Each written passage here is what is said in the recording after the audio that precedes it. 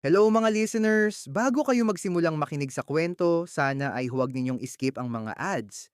Malaking tulong po ito sa amin upang maipagpatuloy namin ang paggawa ng mga kwentong maibabahagi sa inyo. Maraming salamat sa inyong suporta. At sana ay mag-enjoy kayo sa pakikinig. Happy listening! I'm Theo, 25 years old. I am originally from Cebu province, but 2 months ago, I decided to move to Manila. Hindi dahil napilitan, kundi dahil gusto kong mag-explore and mag-grow as a person. Sa province, okay naman ang buhay. Tahimik, safe. Pero pakiramdam ko nakakulong ako. Parang may limit yung galaw ko. Same streets, same faces, same routine. I wanted more experiences, more connections, more life. So I took the risk and went to Manila. I work remotely, and medyo okay naman ang earnings ko, so I knew I could survive here in the city. I have enough to sustain myself and I want to chase bigger goals as well. Mabilis lang din akong nakahanap ng place. I rented a condo in Mandaluyong, sa Kai Garden. Maayos ang environment, peaceful, and honestly, it feels like a fresh start. Then one Sunday night, medyo bored ako sa unit. May work ako kahit Sunday pero flexible naman, so I decided to go out and look for a coffee shop para doon mag-work. Gusto ko lang ng ibang vibe. After finishing my work sa coffee shop, I found myself scrolling sa phone, looking for somewhere to go. Ayaw ko pang umuwi ng kondo. Gusto ko pang gumala. Then I decide na pumunta sa isang massage ISP, dun sa Thomas Morato sa QC. Masakit yung katawan ko, kaya kailangan ko din ng massage. Hindi ko alam kung anong aasahan ko doon. First time ko. Pero dahil na rin siguro sa curiosity at sa urge ko na mag-explore, nag-book ako ng angkas papunta ng Thomas Morato. Pagpasok ko sa loob ng ISPA, unang bumungad sa akin yung lamig ng aircon. Parang automatic na nag-slow down yung katawan ko. Tahimik, malinis, at ang bango ng paligid.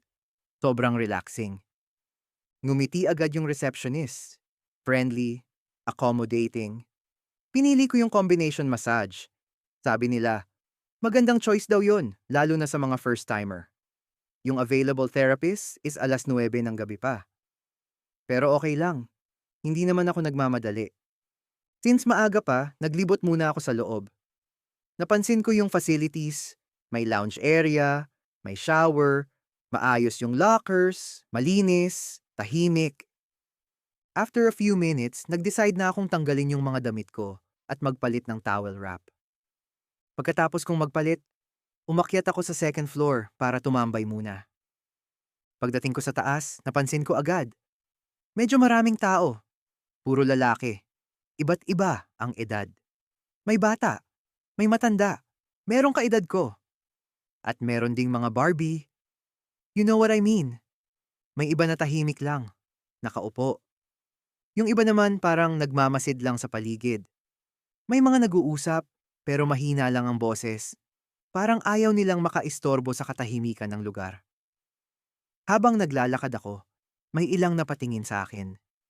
Hindi ko alam kung normal lang ba yon o dahil bago lang ako.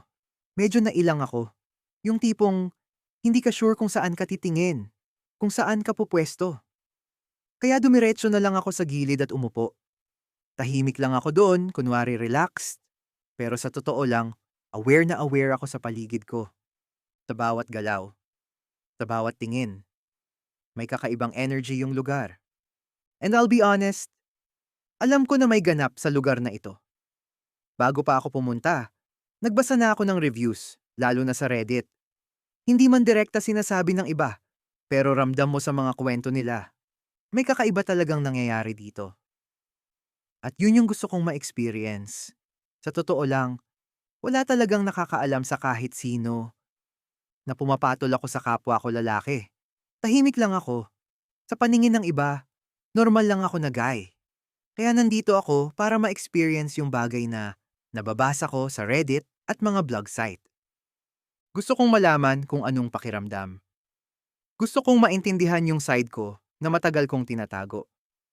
Habang nakaupo ako sa gilid, May isang lalaki ang lumapit at tumabi sa akin. Noong una, parang wala lang. Hindi siya nagsalita. Umupo lang siya, then naglabas ng phone at nag-scroll. Tahimik. Parang hindi niya ako pinapansin. Ako naman, kunwari kalmado lang, pero aware na aware ako na may katabi ako. Ilang minuto rin kaming ganun. Walang imikan hanggang sa nagsalita siya. First time mo dito, no? Tanong niya sa akin. Napalingon ako sa kanya.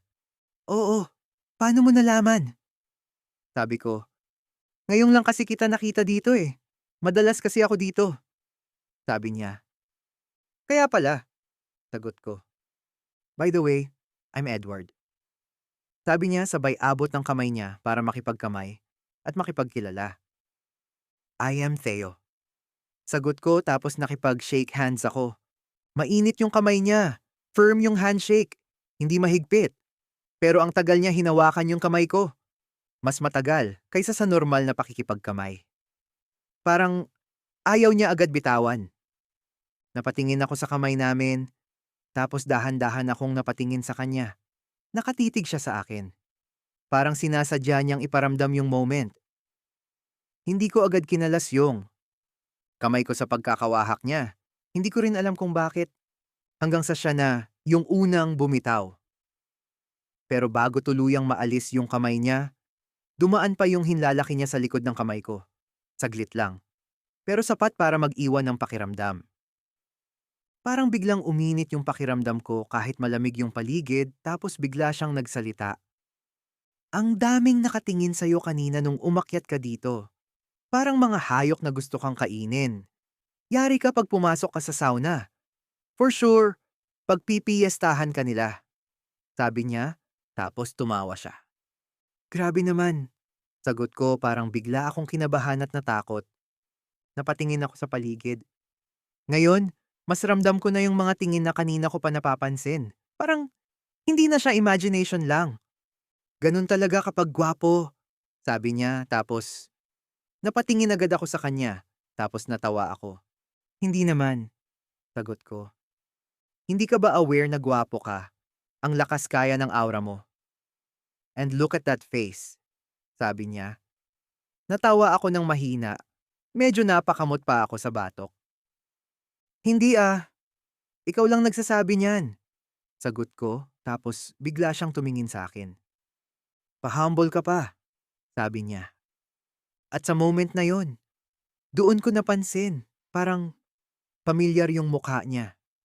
Napaisip ako bigla. Pilit kong inaalala kung saan ko siya nakita. Hindi ko agad mapinpoint, pero sure ako na nakita ko na talaga siya. Tapos tinanong ko siya. Alam mo, I just realized na pamilyar ka sa akin. Parang nakita na kita somewhere, sabi ko sa kanya. Talaga ba? Tanong niya. Tapos medyo nilapit niya yung mukha niya sa akin. Tapos bigla ko naalala na influencer pala siya. Napapanood ko yung video niya sa social media. And dun ko na-realize kung sino siya. Siya si Edward.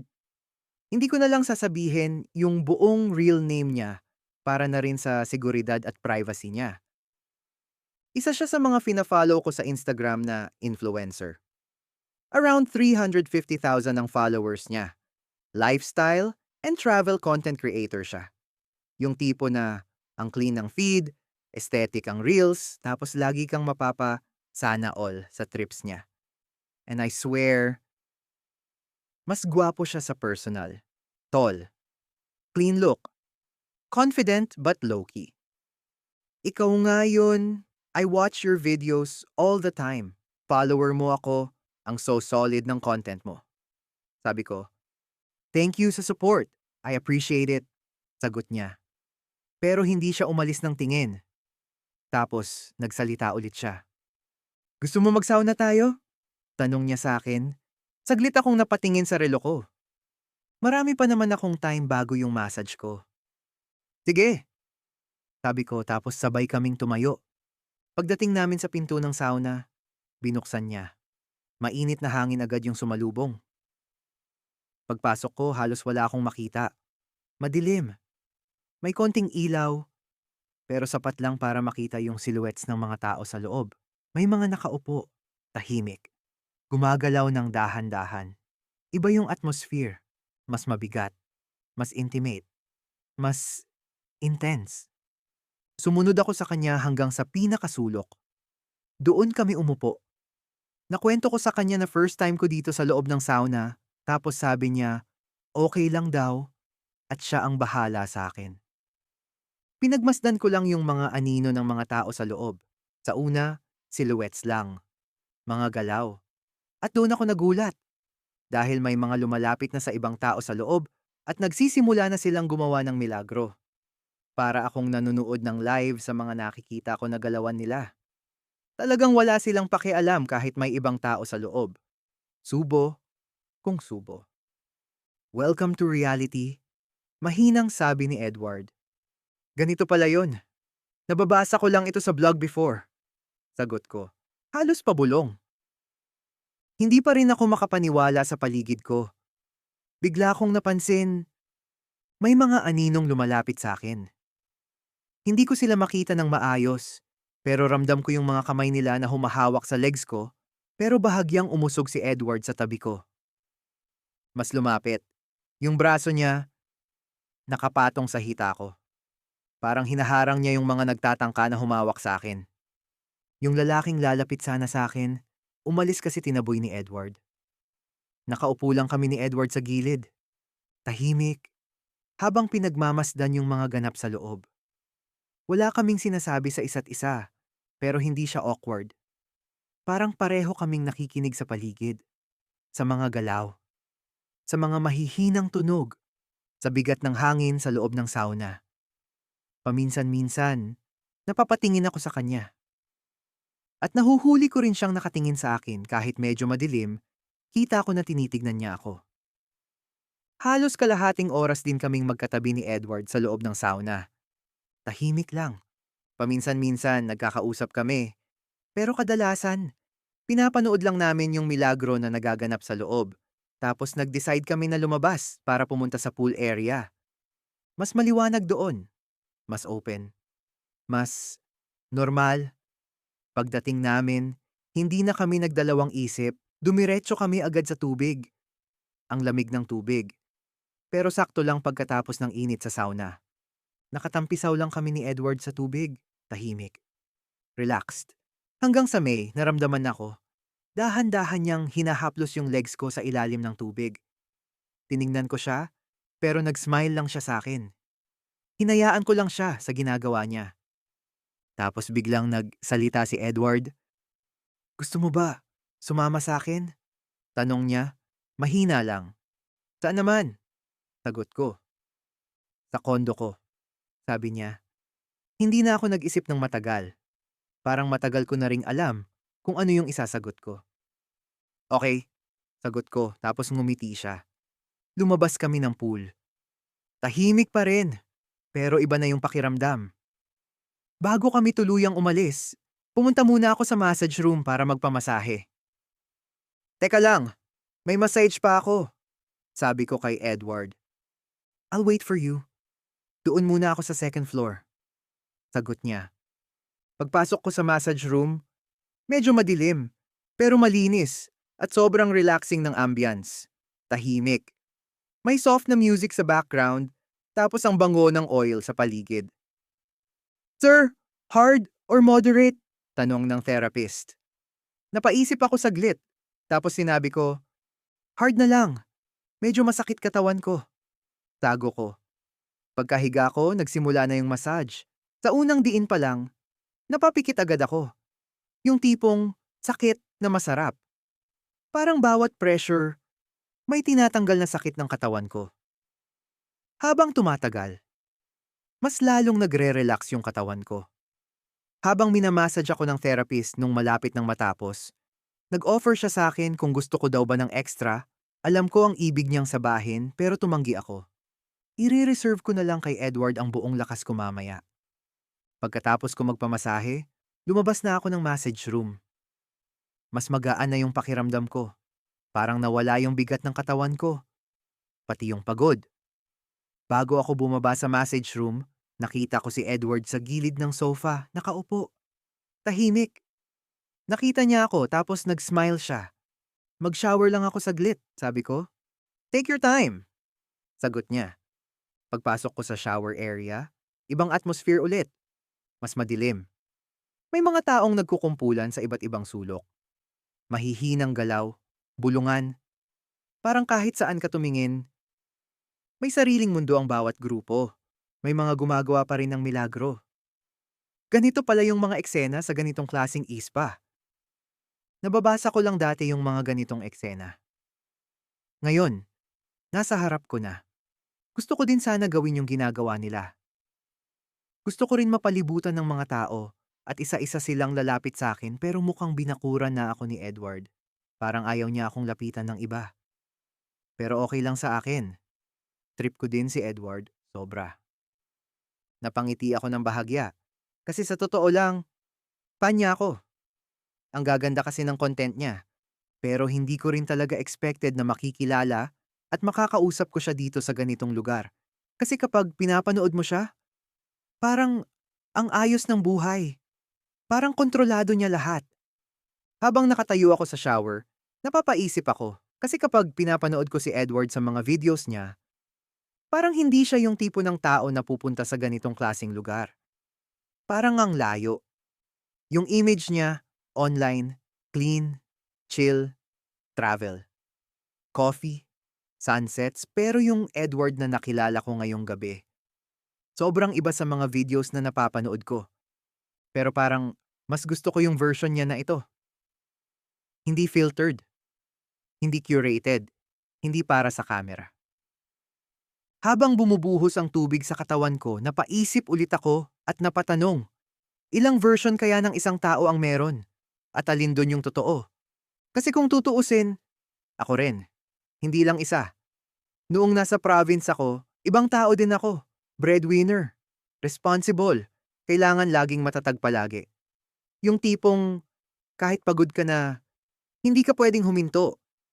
Kasi may mga umaasa sa'yo. Sanay akong hindi nagpapakita ng kahinaan.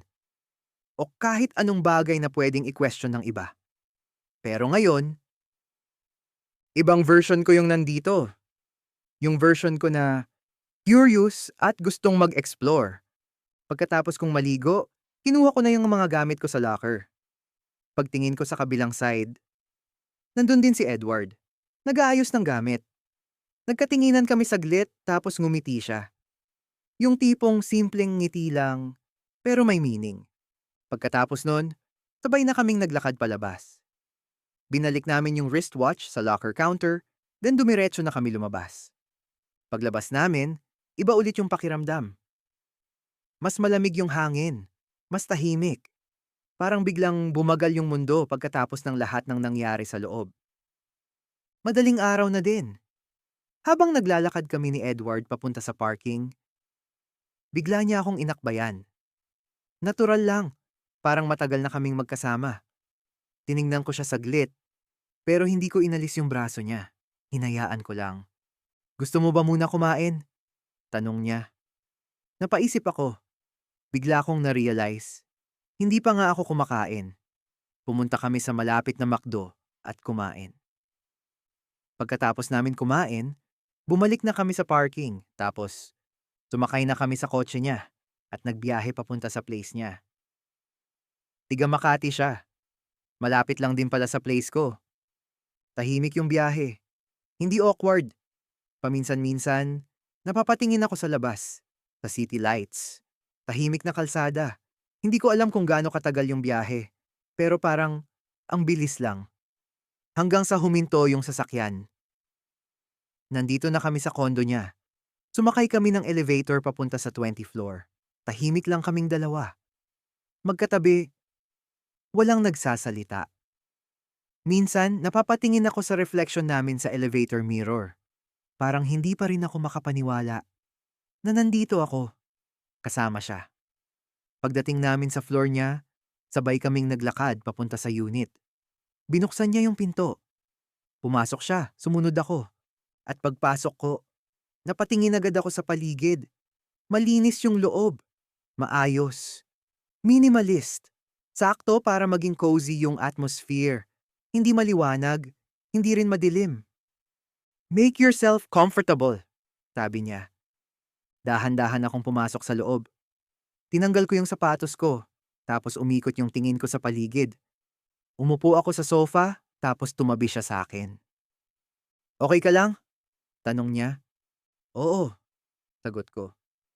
Nagkwentuhan muna kaming dalawa habang nakaupo sa sofa. Mas naging relaxed yung vibe. Parang unti-unting nawawala yung tension. Napapalitan ng comfort. Alam mo, hindi siya ganun kadali gaya ng nakikita online, sabi niya. Napatingin ako sa kanya. Talaga? Tanong ko. Tumango siya. Yung travel content. Minsan kailangan ko balikan yung same place just to get the right shot. Yung 10 seconds na reel. Minsan hours or days ko pinaghihirapan. Sabi niya, tapos natawa siya ng konti. Worth it naman. Ang ganda ng output eh, sabi ko. Tumingin siya sa akin. Thanks. Pero minsan nakakapagod din, sabi niya. Parang, ang dali tingnan ng buhay mo sa videos mo, parang walang problema, sabi ko. Napangiti siya, pero this time, iba yung ngiti. Yun yung gusto kong ipakita, pero hindi ibig sabihin nun. Maayos ang buhay ko at wala akong problema. Sabi niya, gets ko, sagot ko. Saglit kaming natahimik, mas nagkakaintindihan na kami. Ikaw, anong ginagawa mo usually? Tanong niya. Nagkwento ako sa kanya about sa Cebu, about sa pagiging breadwinner, about sa paglipat ko dito sa Manila. Tahimik lang siya nakikinig, at habang nagsasalita ako, napansin ko mas lalo akong nagiging open sa kanya. Hindi ko namamalayan ang dami ko na palang na-share ng mga personal stuff sa kanya. Habang nagkukwento ako, napansin ko, dahan-dahan niyang hinawakan yung legs ko. Napahinto ako saglit sa pagsasalita, napatingin ako sa kanya, pero hindi niya inalis yung tingin niya sa akin. Yung kamay niya, steady lang tapos nakatingin siya sa akin ng diretso. Parang hinihintay kung papayag ba ako o hindi. Napalunok ako. Pero hindi ko siya inalis. Hindi ko rin siya pinigilan. Parang lumakas yung tibok ng dibdib ko nung sumama ako sa kanya sa place niya. Alam ko yung gusto niyang mangyari. Hindi ko na napigilan. Hindi ko na pinag-isipan. Bigla ko siyang hinalikan. Lumaban siya ng halik sa akin. Mas lumalalim yung moment. Hanggang sa pumasok na kami sa kwarto niya para magbembang. Pagkatapos ng lahat, nakahiga lang kami. Magkatabi. Tahimik. Humihinga pa rin ng mabigat at pagod sa ginawa namin. Pero unti-unting kumakalma. Tumingin siya sa akin tapos niyakap niya ako tapos bumulong siya. Alam mo, simula pa lang nung nakita kita kanina sa ispa, sobrang attracted na ako sa'yo, sabi niya. Natahimik ako. Hindi ko alam kung anong isasagot. Talaga? Tanong ko. Yung way mo, tahimik ka pero may lalim, sabi niya. Napatitig lang ako sa kanya. Hindi ko rin expected na makikilala kita, napapanood lang kita sa social media noon. Tapos ngayon, katabi na kita. Sabi ko, uulitin ba natin ito? Tanong niya. Hindi agad ako nakasagot. Hindi ko alam, sagot ko. Hindi ka ba nag-enjoy sa akin? Tanong niya. Nag-enjoy.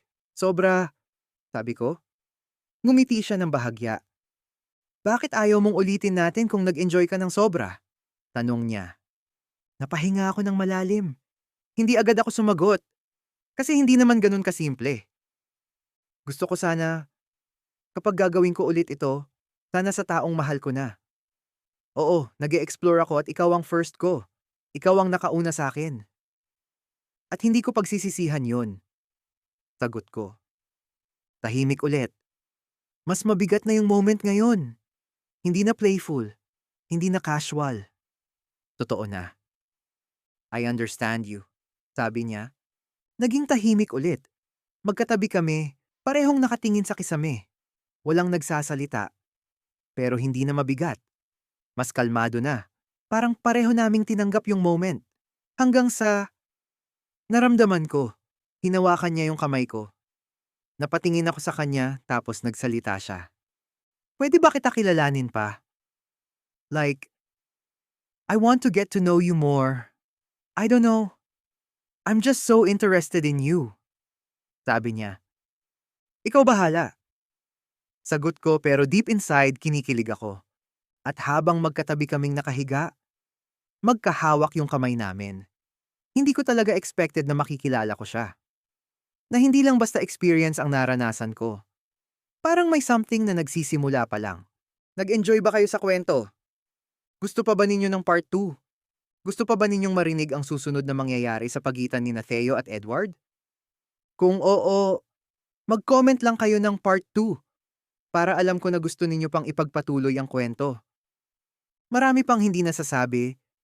Si Theo ay nasa exploring stage pa lang. Hinahanap pa niya ang sarili niya. Habang si Edward, mas lalalim at mas magiging seryoso ang nararamdaman. Handa na ba kayo sa susunod na mangyayari? Huwag din kalimutang mag-subscribe at i-hit ang notification bell para lagi kayong updated sa mga bagong kwento. Panoorin din ninyo ang iba pang videos at sigurado akong magugustuhan ninyo ito. Don't miss out on our latest wild and unfiltered stories. Subscribe now to The Vibe is Unfiltered on YouTube and follow us on X, Instagram, and TikTok at The Vibe is Unfiltered. For extra updates and more kwento, like and follow our Facebook page, The Vibe is Unfiltered. Stay tuned! Mas marami pa kaming pasabog na stories for you.